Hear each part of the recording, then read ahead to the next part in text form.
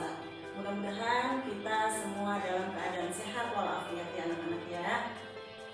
Anak-anakku, sekarang kita akan belajar tentang indahnya kebersamaan. Tema 1 masuk sub 2 yaitu kebersamaan dalam keberagaman. Anak-anakku, marilah kita berdoa terlebih dahulu sebelum kita mulai belajar. Berdoa dimulai. Berdoa selesai. Sebelum kita menyaksikan video, jangan lupa di subscribe, like, komen, dan share. Silahkan.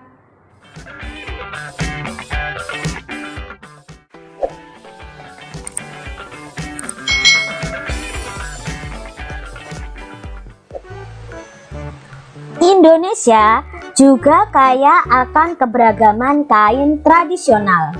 Misalnya batik, songket, dan ulos. Jenis-jenis kain tersebut merupakan kekayaan budaya bangsa. Nah, adik-adik, di Indonesia ini yang kaya akan budaya juga kaya akan kain tradisional. Contoh ada batik yang berasal dari Jawa ya. Kalian bisa cari tahu kain ulos, kain songket itu berasal dari mana. Bacalah teks berikut, kemudian carilah gagasan pokok dan gagasan pendukungnya. Di sini ada teks yang berjudul Tari Kipas Pakarena. Yuk kita baca terlebih dahulu. Tari Kipas Pakarena merupakan kesenian tari yang berasal dari Goa, Sulawesi Selatan.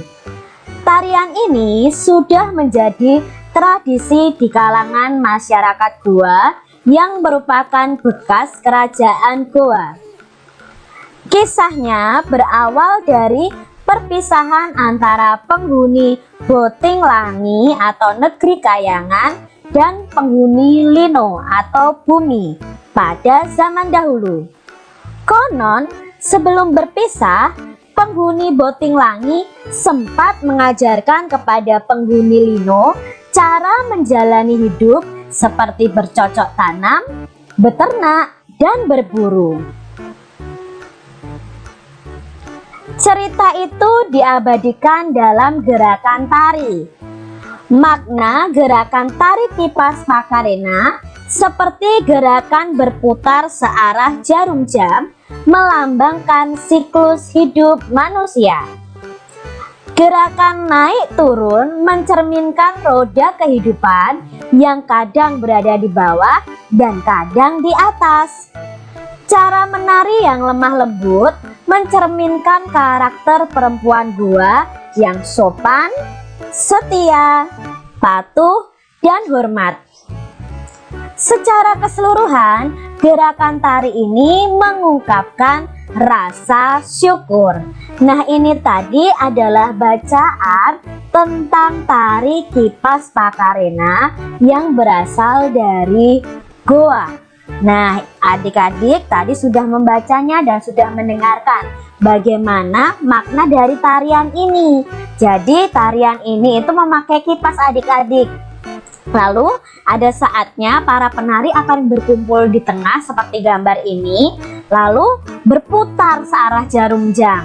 Nah, perputaran itu dilambangkan sebagai siklus hidup manusia seperti roda yang kadang di atas, kadang juga di bawah. Kita akan belajar mencari tahu tentang gagasan pokok dan gagasan pendukung dari masing-masing paragraf yang ada dalam bacaan tadi adik-adik. Yuk kita ingat, gagasan pokok adalah ide utama yang ada dalam bacaan atau paragraf tersebut.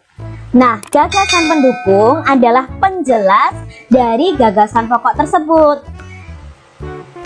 Kita lihat paragraf yang pertama. Paragraf pertama itu terdiri dari 2 kalimat.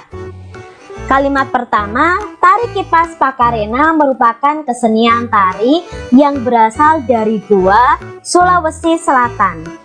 Tarian ini sudah menjadi tradisi di kalangan masyarakat Goa yang merupakan bekas kerajaan Goa.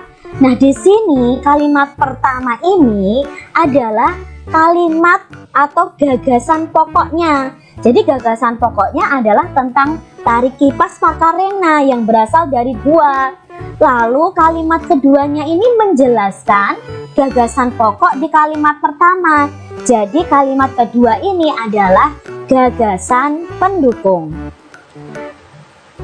Kita lihat di paragraf 2. Di paragraf 2 juga ada dua kalimat.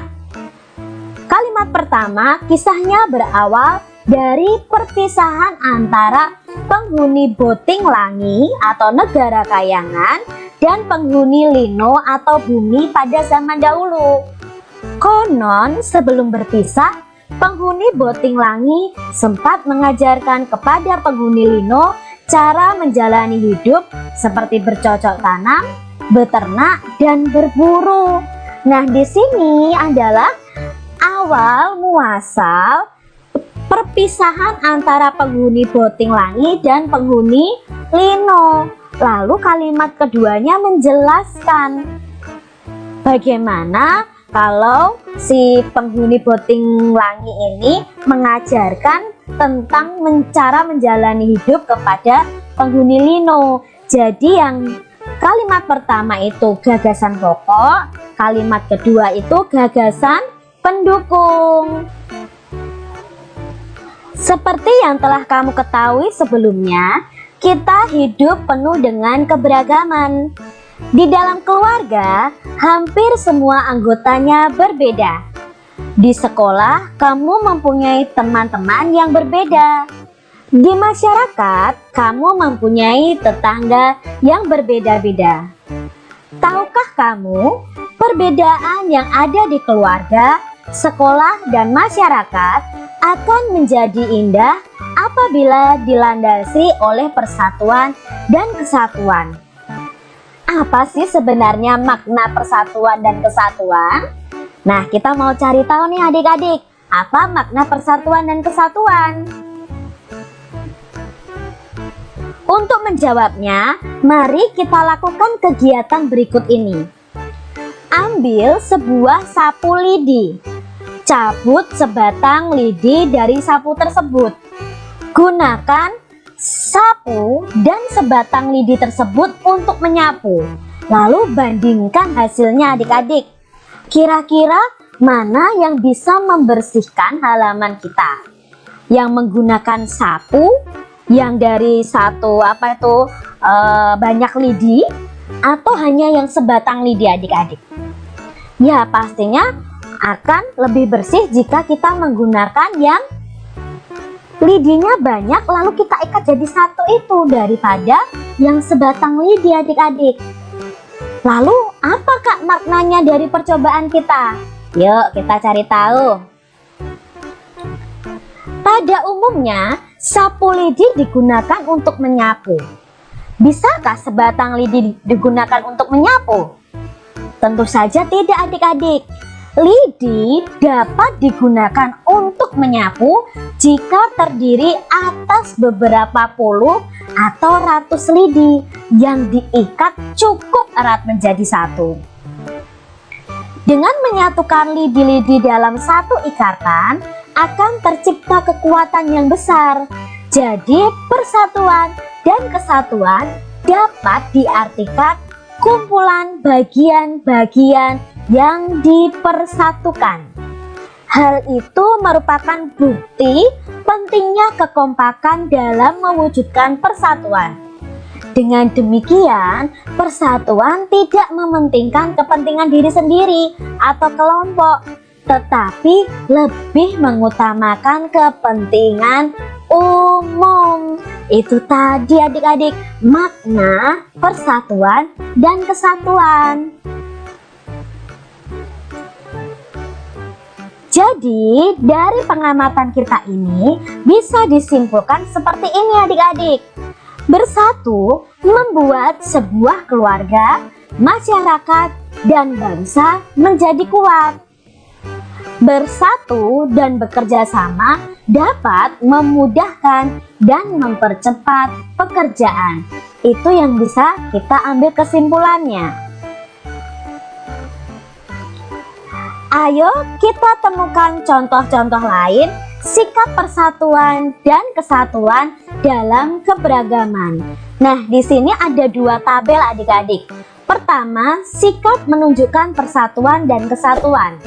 Yang kedua, sikap tidak menunjukkan persatuan dan kesatuan.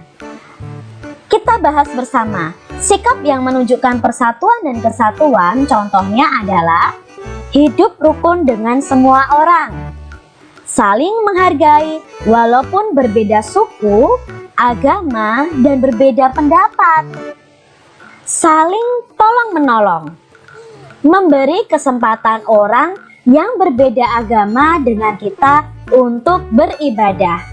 Itu adalah sikap yang menunjukkan persatuan dan kesatuan. Sikap yang tidak menunjukkan persatuan dan kesatuan adalah mengejek orang lain, tidak menghargai, bertengkar karena berbeda pendapat dan ingin menang sendiri, menjelek-jelekan suku dan agama orang lain. Ini adalah sikap yang harus kita hindari karena tidak menunjukkan persatuan dan kesatuan. Demikianlah pembelajaran kami. Kita akhiri saja dengan membacakan hamdalah. Alhamdulillahirabbil alamin.